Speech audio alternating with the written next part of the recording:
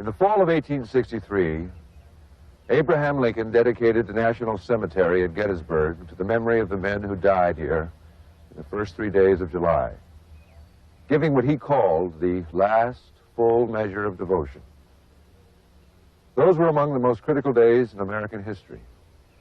A Southern victory at Gettysburg could have turned the tide of the Civil War and permanently altered the course of the Union. Almost by chance, the sleepy little town of Gettysburg, Pennsylvania, became the stage for a furious battle involving over 160,000 men. In 3 bloody days, the place and the men made their mark on history. Hello, I'm Stacy Keach, and I hope you'll join me and the Pulitzer Prize-winning historian, the late Bruce Catton, for a closer look at the turning point of the Civil War, the Battle of Gettysburg.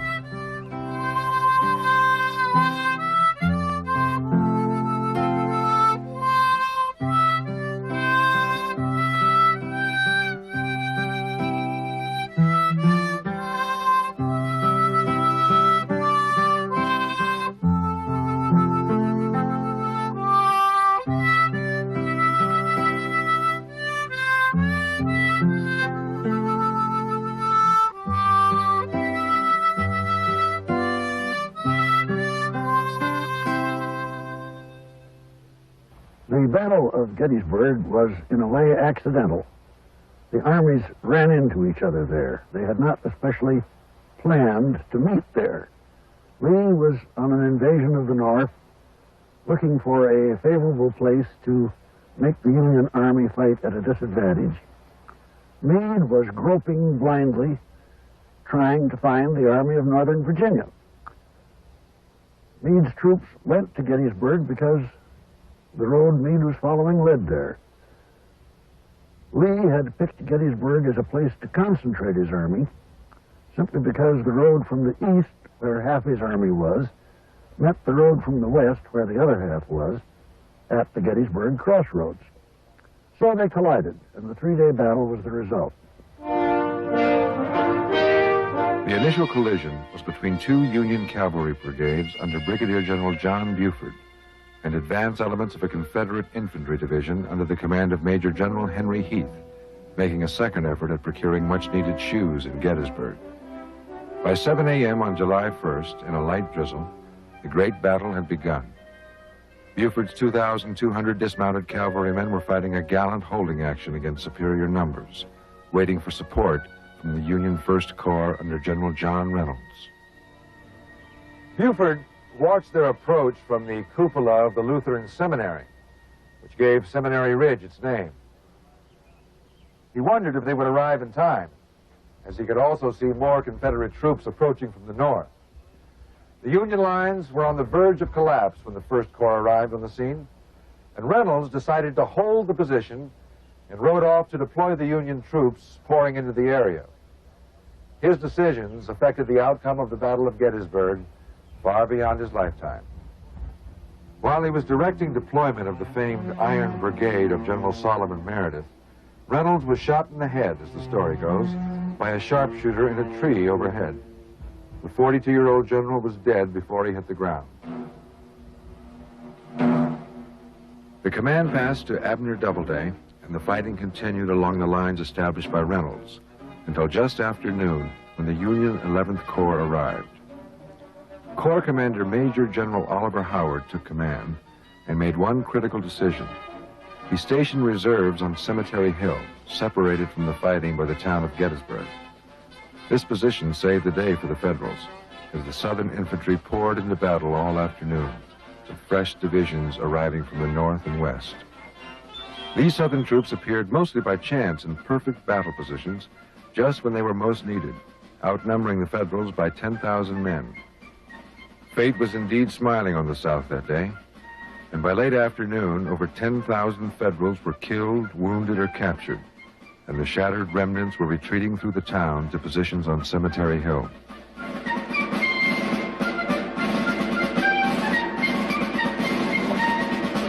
Robert E. Lee watched the disorganized flight of his adversaries from here in the seminary cupola. He was confident that an overwhelming victory was within reach, and he sent word to his corps commander, Richard Baldy Ewell, that It was only necessary to press these people in order to secure possession of the heights. And if possible, he wished General Ewell to do this. If possible. Typical of General Lee, the orders were vague and left a lot to the discretion of the receiver. Unfortunately for Ewell's reputation, he exercised more discretion than valor that day. One of his divisions had suffered heavy casualties.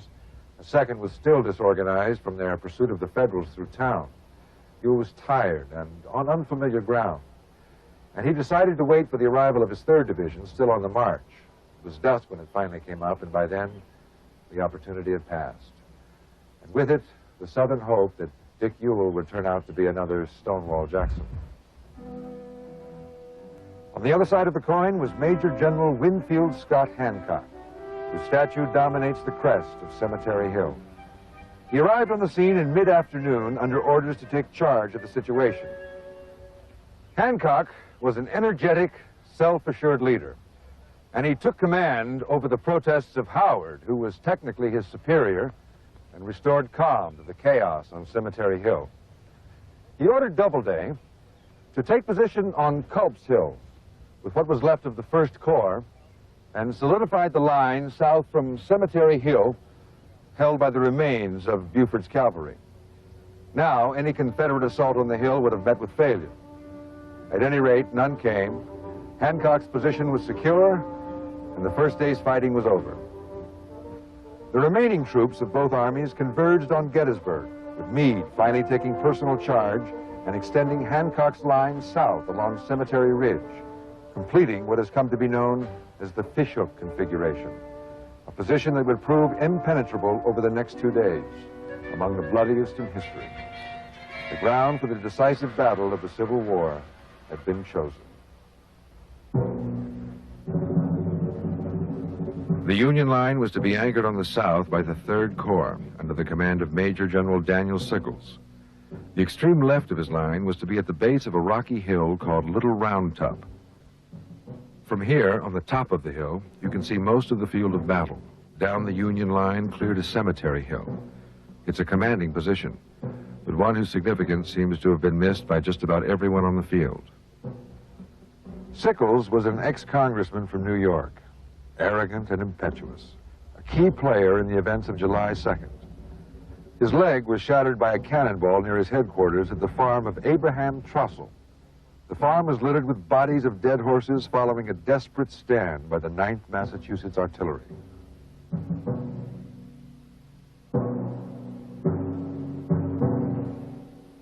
The New England battery took heavy casualties and lost 4 of its 6 artillery pieces.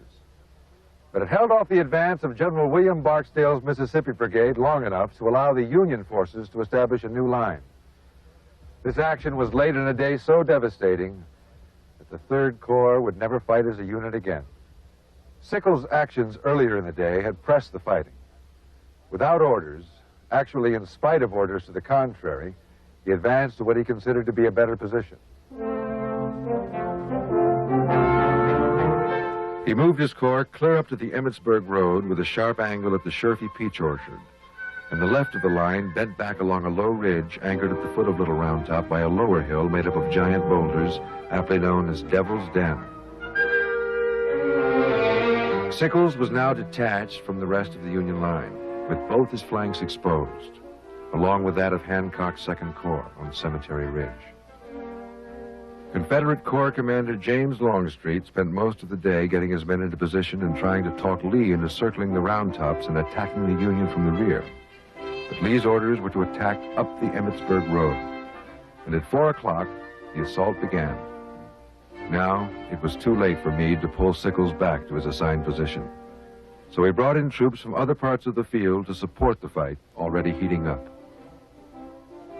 The shortcomings of Sickles' new position were immediately apparent. Artillery pounded his line, and Confederates swarmed into it from 2 directions. Hood's division attacked the southern end of the line. They captured Devil's Den and pushed on to the wheat field, which has been called the whirlpool of the battle. Here, hour after hour, regiments from both armies poured into the fighting. The wheat field changed hands no less than 6 times that afternoon. When it was over, the entire area was littered with bodies from both sides. The trampled wheat was covered with blood, and the streams flowed red.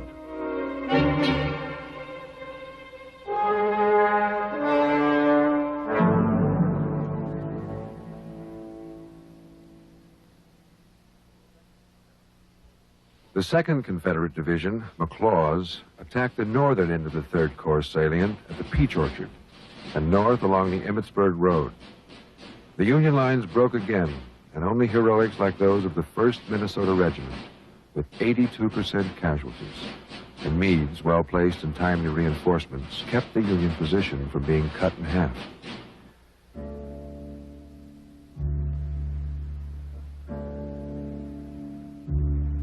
The Union left of July 2nd was one of the only parts of the battlefield on which bodies remained on July 6th when the first photographers arrived. The level of carnage gave rise to such vivid nicknames as the Slaughter Pen, Bloody Run, and the Valley of Death. The bloated corpses awaiting burial provide graphic evidence of the fighting that day. Fighting described so well by Lieutenant Frank Haskell of the Union 2nd Corps. To see the fight while it went on in the valley below us was terrible. What must it be now when we are in it, and it is all around us in all its fury? All senses, for the time, are dead, but the one of sight. The roar of the discharges and the yell of the enemy all pass unheeded. But the impassioned soul is all eyes and sees all things that the smoke does not hide.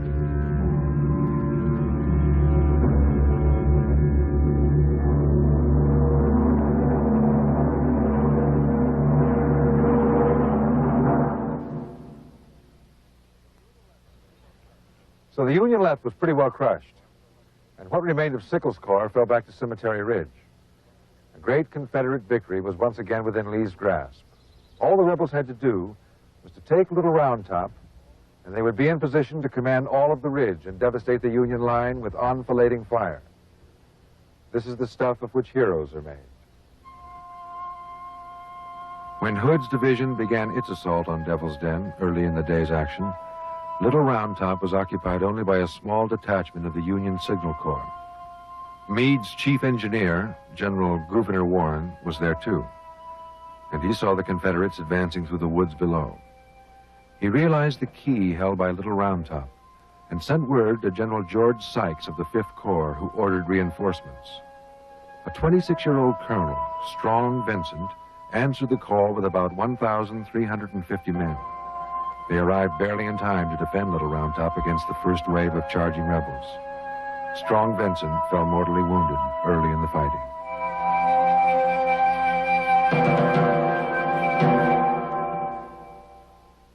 Then there was Colonel Joshua Chamberlain and his 360 men of the 20th Maine. They defended the far left of the Union line against Colonel William Oates and the 15th Alabama. The 20th Maine fought against superior numbers until they ran out of ammunition.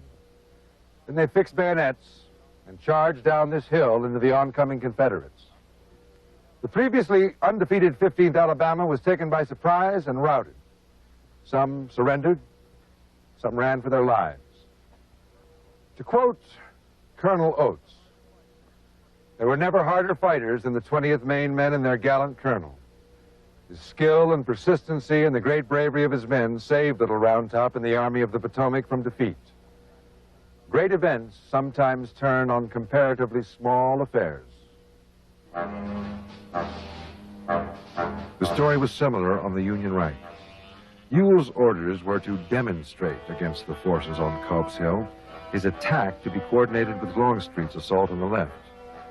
He was about an hour late and not very successful.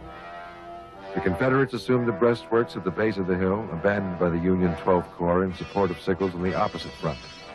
But General George Greene's brigade of New Yorkers were dug in on the summit, and the rebel charges were repeatedly repulsed. They ended around 11 o'clock, with both sides fighting in the smoky darkness, the flashes of gunfire the only light.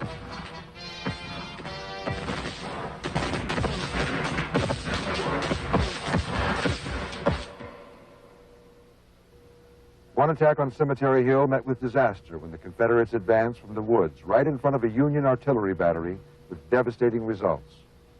A second brigade, the Louisiana Tigers, led by General H.T. Hayes, made it up this part of Cemetery Hill and captured a few of the Union guns here.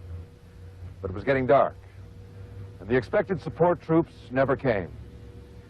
The two gallant brigades of Confederates were forced to yield the ground that had caused 600 casualties to acquire. Although the second day resulted in 65% of the Union's casualties, it was a case of too little, too late. And for the second time in as many days, the sweet taste of victory had eluded Robert E. Lee.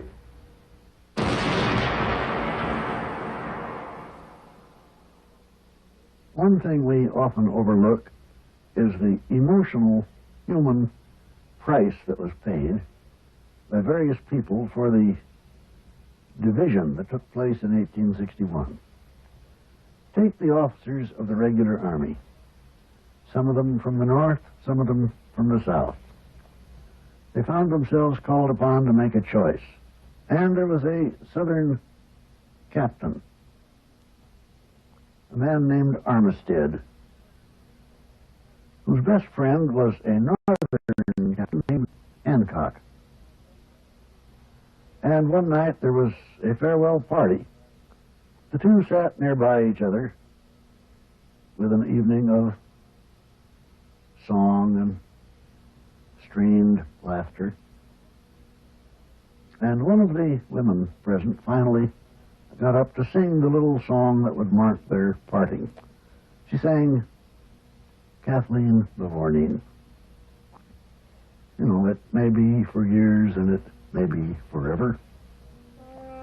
And when the song finished, Armistead got up with tears going down his cheeks and put his hands on Hancock's shoulder and said, "You'll never know what this has cost me. Goodbye."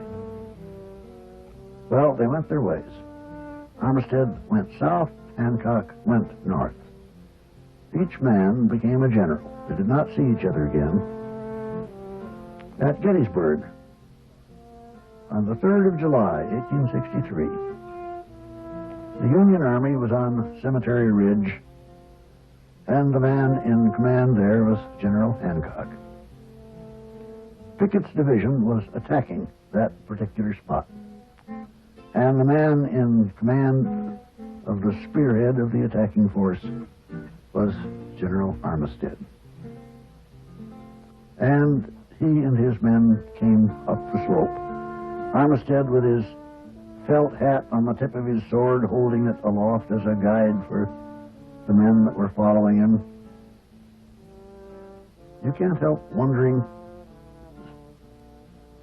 it may be for years and it may be forever. The old friends were coming together at last. They had their appointment. As a matter of fact, they both got shot. Hancock survived his wound. Armistead broke through the line of Hancock's infantry, got his hands on the muzzle of one of Hancock's cannon, and then died.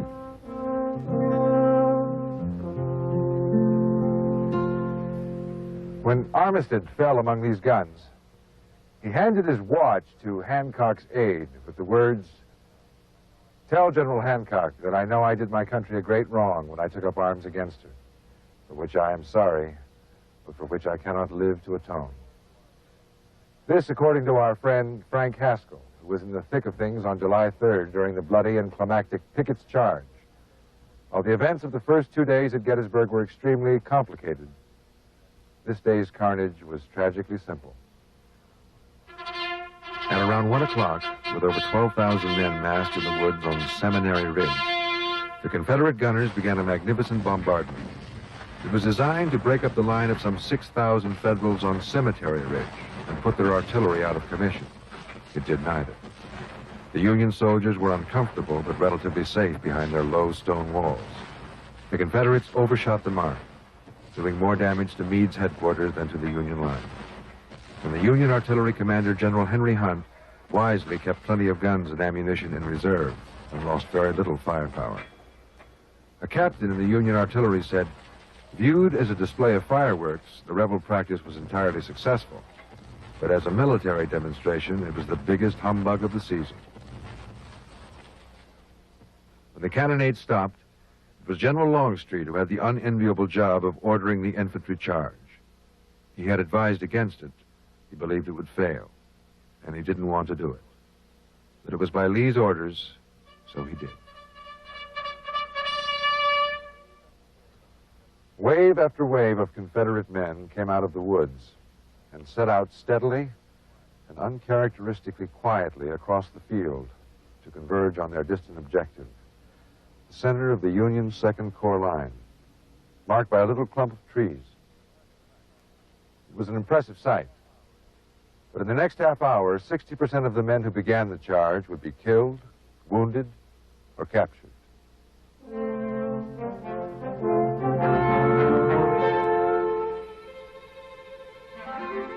Union batteries on Little Round Top and Cemetery Hill and Ridge began to thin the ranks almost immediately.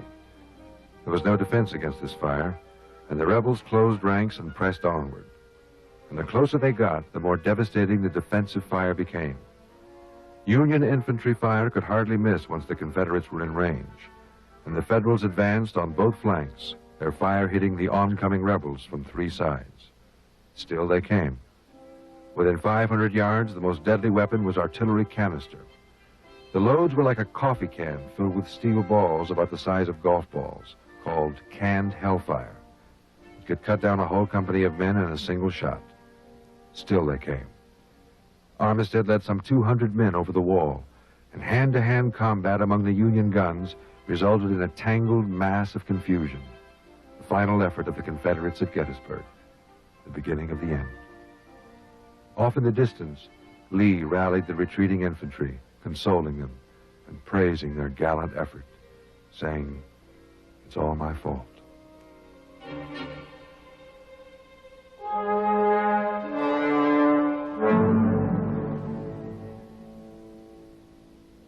The position was too strong, and the Union men fought that day as they had never fought before. Pickett's division was wrecked. Lee's army had to retreat, and did retreat back to Virginia. The Confederate high water mark had been reached and passed. From then on, it was on a downhill slope. Vicksburg fell the same day Gettysburg was lost. The two Union victories together made the outcome of the war almost inevitable. Almost, because the Union people could always get tired of the war and quit, and came fairly close to doing it in the summer of 1864. But from a military point of view, the Confederacy was doomed after the high water mark had been passed. And Gettysburg marked the beginning of a long, painful, expensive end.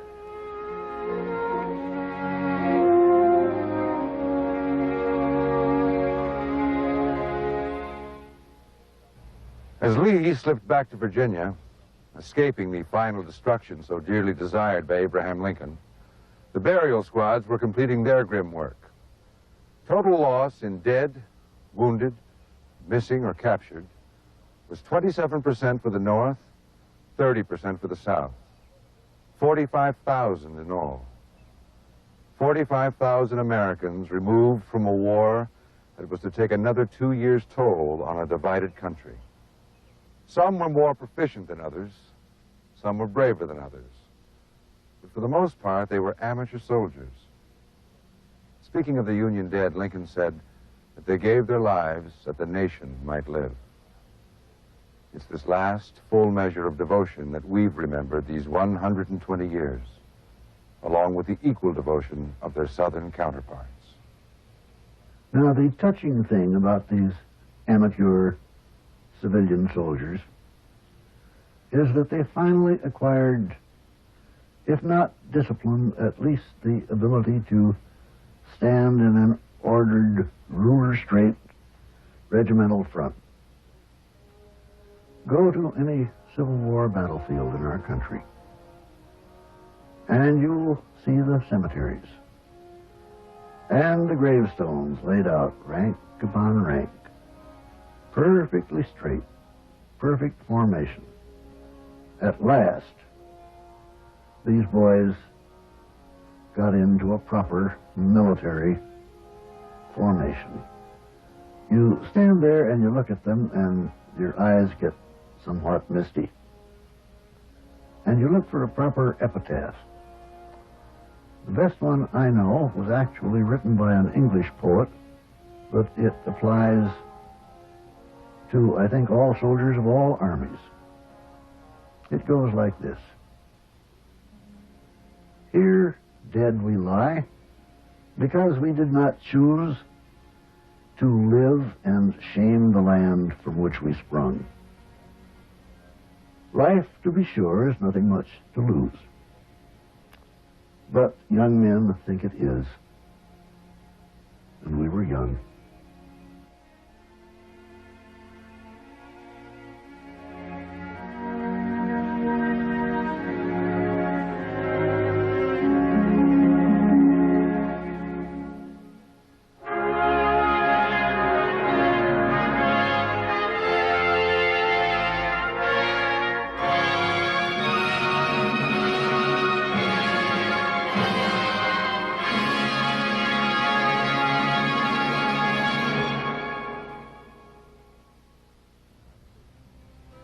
I'm Stacy Keach. Thank you for joining us. Good night.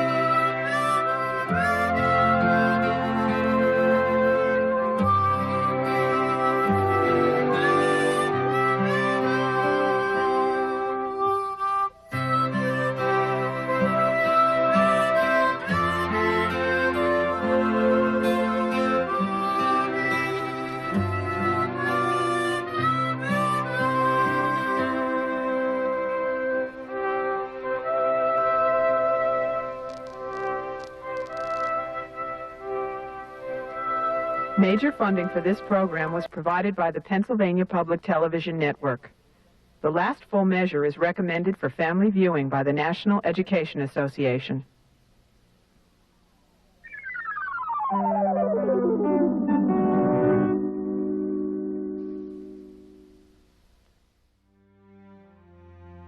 Thanks for watching. If you'd like to help us produce more compelling historical content like this, please like, comment below, and share this video with fellow history buffs. And of course, be sure to subscribe to help keep history happening.